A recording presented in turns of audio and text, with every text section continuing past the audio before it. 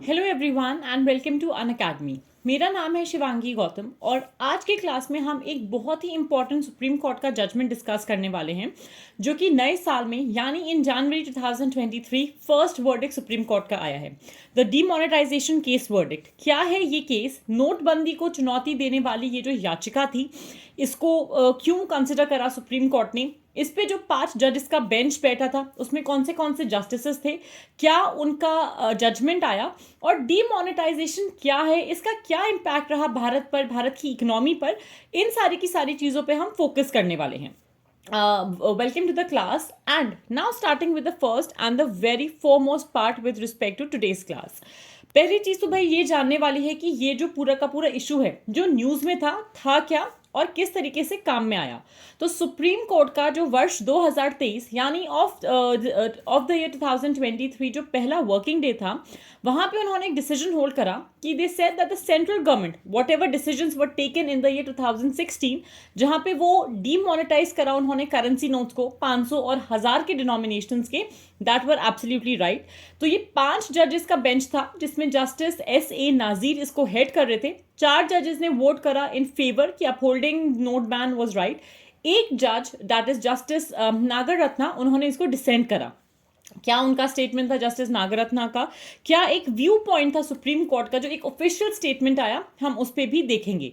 But before we move ahead to the verdict of the supreme court कि भाई नोटबंदी से रिलेटेड ये जो वर्डिक्ट आया इसको सही ठहराना गलत ठहराना, पहले ये जान लेते हैं डिमोनेटाइजेशन क्या था, इसके फायदे और नुकसान हिंदुस्तान को किस तरीके से उठाने पड़े। तो नवंबर 8 2016 दैट वाज द डे जहां पे प्रधानमंत्री ने हिंदुस्तान की जनता को एड्रेस किया था और ये बोला था कि जो 500 और 1000 के बैंक नोट्स चलते हैं उसको हम डिमोनेटाइज कर देंगे। हम प्रमोट करना चाहते थे डिजिटल पेमेंट्स को और जो भी ब्लैक मनी फ्लोज हैं सिस्टम में उसको हम कैसे भी करके कर्व करना चाहते थे। दैट मेंट कि the moment the prime minister said कि भाई 500 और 1000 रुपए के जो नोट्स हैं they will stop being a legal tender, तो 500 और 1000 रुपए के हर नोट की जो वैल्यू थी that became almost equivalent to toilet paper or a tissue paper which is of absolute waste, किसी काम का नहीं रहा क्योंकि उन्होंने अपनी जो लीगल हम जिसको बोलते हैं लीगैलिटी थी उसको लॉस्ट कर दिया था। टाइमलाइन देखें अगर इस डीमोनेटाइजेशन केस का, फाइल कब से हुआ और अब तक जाके जो वर्डिक्ट आया वो किस तरीके से केसेस आए। November 2016, the moment the decision was taken and the moment this announcement was done by the Prime Minister, उसके कुछ ही क्षण बाद यहाँ पे प्लीज को लाइक फाइल कर दिया गया था सुप्रीम कोर्ट में और ये बोला गया कि जो भी भारत सरकार ने ये डिसीजन लिया है ये हम कैसे डीमोनेटाइज कर सकते हैं हाई वैल्यू करेंसी नोट को, उसको सुप्रीम कोर्ट में चैलेंज किया गया।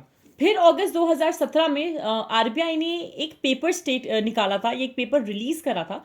सो a paper means basically like a statement और अ रिसर्च पेपर जहां उन्होंने ये बताया कि 1.7 लाख करोड़ इंडियन रुपीस के अनयूजुअल डिपॉजिट्स बनाए गए थे ड्यूरिंग डीमोनेटाइजेशन।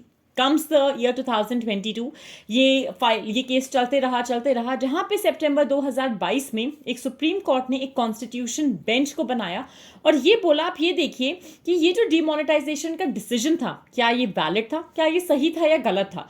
इसी के मद्देनजर 5 जजेस का बेंच बनाया गया हेडेड बाय जस्टिस S.A. नाजीर, जहां पे जो वर्डिक्ट हमको पता है 4:1 में आया। अब इस पर्टिकुलर पार्ट में क्योंकि ये टाइमलाइन ऐसे चलते रहा तो जजमेंट का जो वर्डिक्ट था सुप्रीम कोर्ट ने क्या वर्डिक्ट दिया। सुप्रीम कोर्ट ने ये बोला कि सुप्रीम कोर्ट एक्सेप्ट करता है भारत सरकार के व्यूज को कि कंसल्टेशन हुआ था आरबीआई के बीच में और सेंट्रल गवर्नमेंट के बीच में डीमोनेटाइजेशन से पहले। ऐसा नहीं था कि बिना कुछ जाने बूझे ही भारत सरकार ने डीमोनेटाइजेशन का कदम उठाया। उन्होंने इस पे रिसर्च करी, आरबीआई को का कंसिडरेशन लिया, आरबीआई से उन्होंने they had a valid discussion and a consultation. इसी के साथ साथ एक रीजनेबल नेक्सस था इस मेजर को लेकर आने के लिए एंड कहीं पे भी जो डॉक्ट्रिन ऑफ प्रोपोर्शनैलिटी है it was not hit by the same.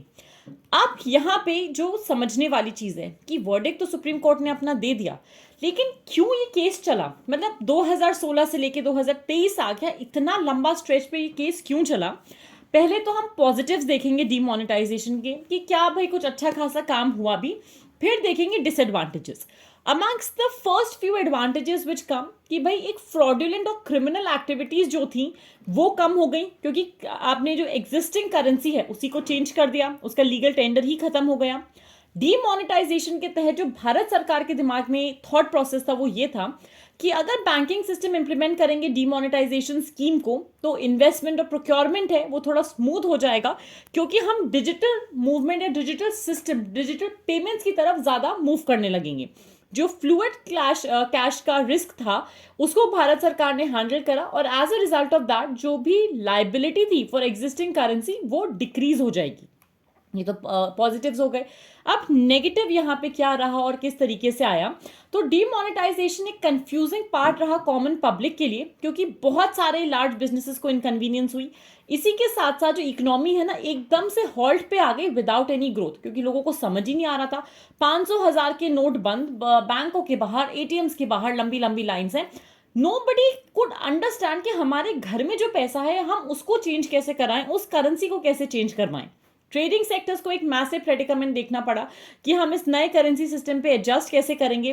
Bill payments में डिफिकल्टी हो रही थी क्योंकि एकदम से डिमोनेटाइजेशन आ गया था। लोगों को क्या लग रहा था, अभी तक तो 500,000 के नोट्स वैलिड थे, अब हमको जो बिल पे करना है वो कहाँ करें, किस करेंसी में करें, नई में करें, पुरानी में करें, और नई करेंसी मिलने को नहीं दे रही थी because there were huge lines, there was the shortage of the currency as well. Now coming to the members of the bench जो अभी तक हम डिस्कस करते आए हैं। So apart from the positives and negatives, ये सब कुछ इस बेंच ने सोचा समझा, कंसल्टेशन करी। तो we had justice B R Gavai, we had justice A S Bopanna, V Rama Subramaniam, and with S A Nazir as the chairman or the head of the bench, and Justice Nagaratna who was the judge who dissented. तो 4:1 का जो verdict था, 4 people said yes, 4 were in favor कि हाँ भाई RBI और central government ने आपस में सलाह मशवरा करा था डिमोनेटाइजेशन को लाने से पहले। एक जस्टिस थी जो जस्टिस नागरत्ना थी, उन्होंने ये बोला कि पार्लियामेंट को डिस्कस करना चाहिए था लॉ ऑन डिमोनेटाइजेशन। उन्होंने ये बोला कि एक गेजेट नोटिफिकेशन की तरह आप इसको नहीं निकाल सकते थे। पार्लियामेंट ने ये बोला कि इतना इंपॉर्टेंट इशू, जो इतना क्रिटिकली इंपॉर्टेंट इशू है कंट्री के लिए, आप इसको एकदम अलूफ नहीं छोड़ सकते थे, एकदम ऐसे ही आउट इन द ओपन नहीं छोड़ सकते थे for the people to come and go. But all in all क्योंकि वर्डिक्ट 4:1 रहा है, तो अभी तक जो लोगों को ये दिक्कतें रहती थी कि डिमोनेटाइजेशन गलत हुआ, ऐसा हुआ, वो हुआ, the apex court of the country has given a clean chit to the government कि भाई ये रातों रात किया गया फैसला नहीं था। It was done in due consultation with RBI. RBI को हर पॉइंट ऑफ टाइम पे पता था क्या हो रहा है, किस तरीके से हो रहा है, क्योंकि मॉनेटरी पॉलिसी में कोई भी चेंज आ रहा है, किसी भी करेंसी का लीगल टेंडर अगर चेंज हो रहा है, आरबीआई को बिना जाने भारत सरकार ये कदम कभी उठा ही नहीं सकती। तो आज की क्लास में मेरी तरफ से इतना ही। Please like this video, share it as much as you can, subscribe कीजिए अनअकैडमी के यूपीएससी अनस्टॉपेबल चैनल को। Thank you so much and have a fantastic day ahead everyone.